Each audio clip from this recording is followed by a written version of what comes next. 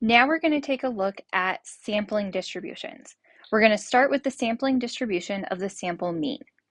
So a sampling distribution is a probability distribution for all the possible values of the statistic we're looking at, computed for a sample size of n.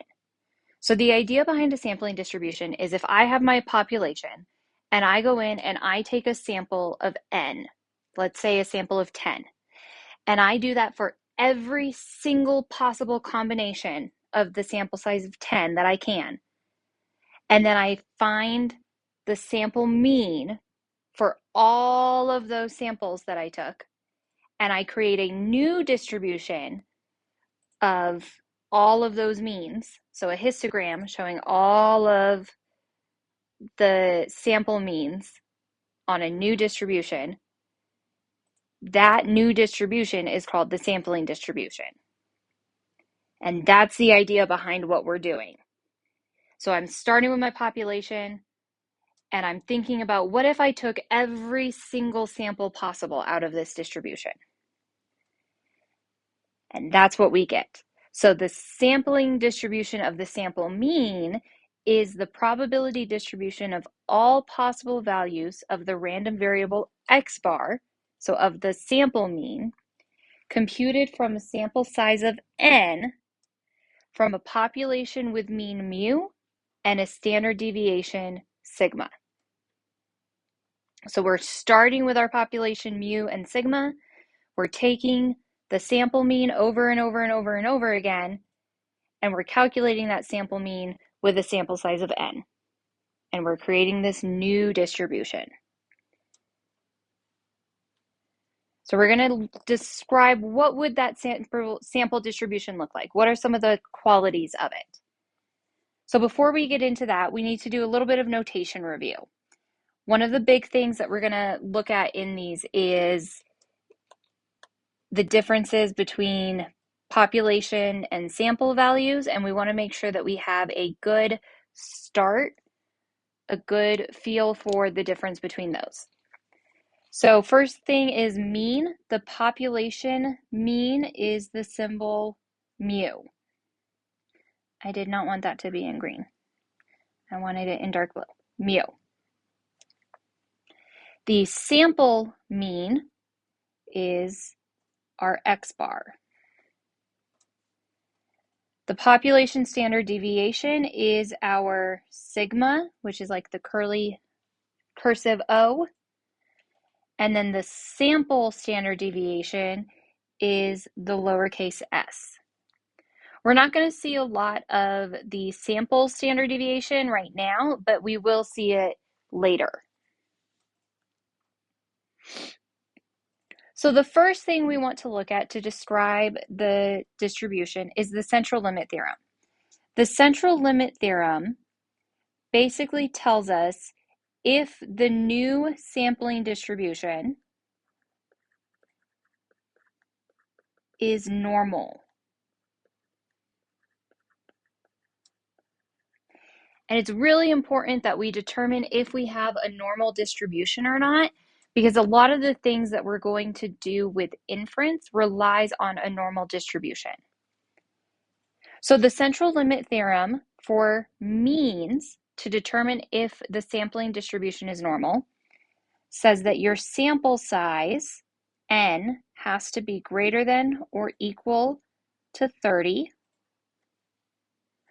or the parent population, and that's the population that you're taking your sample from, is known to be normal.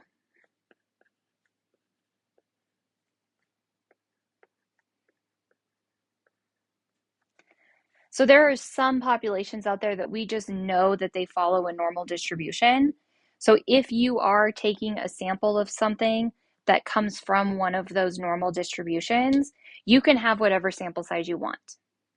However, if you are sampling something and you don't know that it's one of those normal distributions, then you need to sample at least 30 individuals in order for your sampling distribution to be normal. Once you have your sample, the mean of the sampling distribution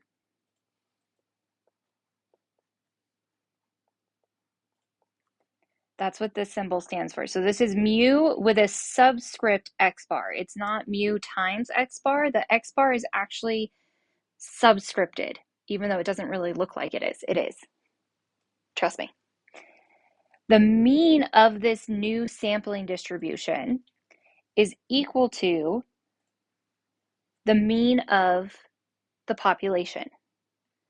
So when I take the sample mean over and over and over and over again, and I find the mean of all of those sample means, that turns out to be the same as the mean of the population.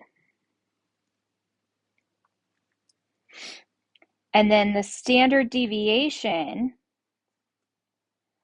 of this sampling distribution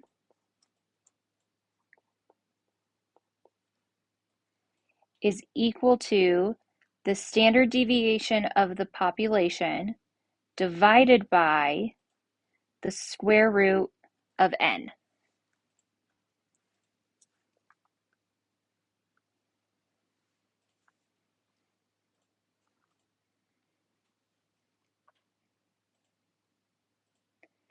So based on the central limit theorem, we most likely have something that's normal because either we took a big enough sample size or we have a parent population that's normal. So if we have something that's normal, we can calculate a z-score. So the z-score for a sampling distribution of a sample mean is x bar minus mu divided by sigma divided by the square root of n. So it's the sample mean minus the population mean divided by the standard deviation over the square root of n. And this bottom piece, the standard deviation over the square root of n, is also called the standard error.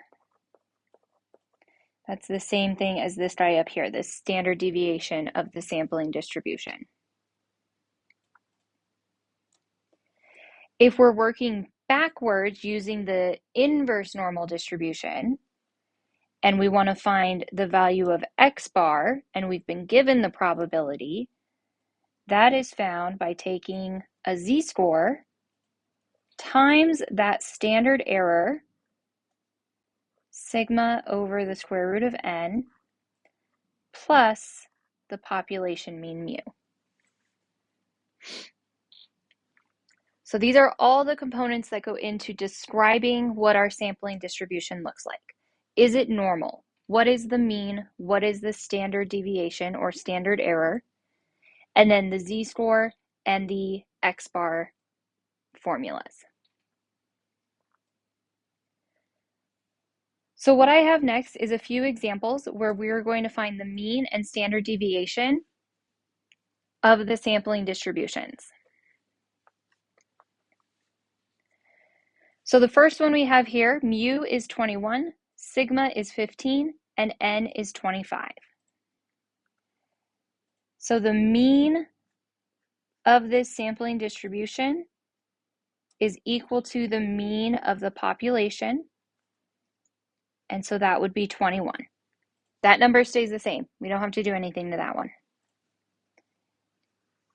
Sigma of x bar is equal to sigma of the population divided by the square root of n. So our sigma is 15 divided by the square root of 25. So that's 15 divided by the square root of 25 is 5. 15 divided by 5, the standard deviation becomes 3. for the sampling distribution.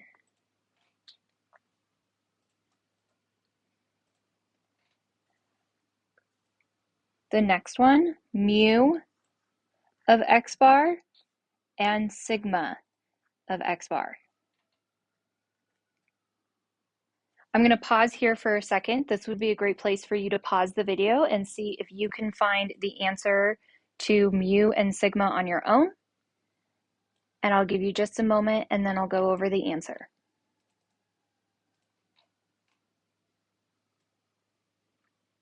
All right, I really hope you pause the video because I'm going to go over the answer now. So mu of x bar is the same as mu, 379. And then sigma of x bar is our sigma, 39, divided by the square root of n, and our n is 121. So 39 divided by 11, and that is 3.5454545454, repeating forever and ever and ever. So 3.545.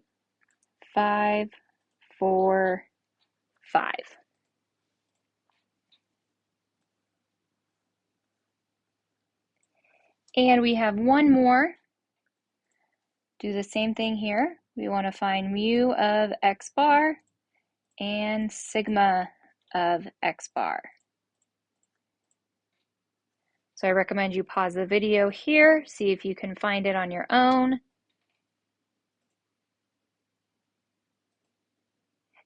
And now I'll go over the answer. So mu stays the same, mu is 9. Sigma of x bar, 4.2 divided by the square root of 42.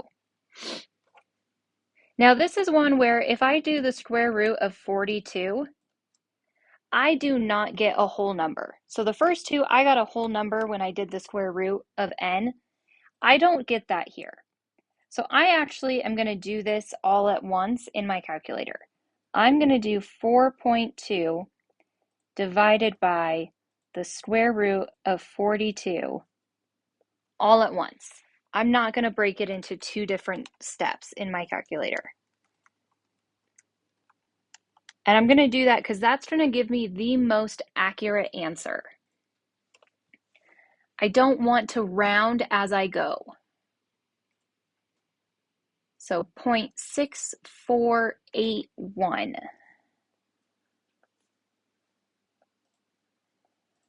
is what I get when I round that to 4 decimals.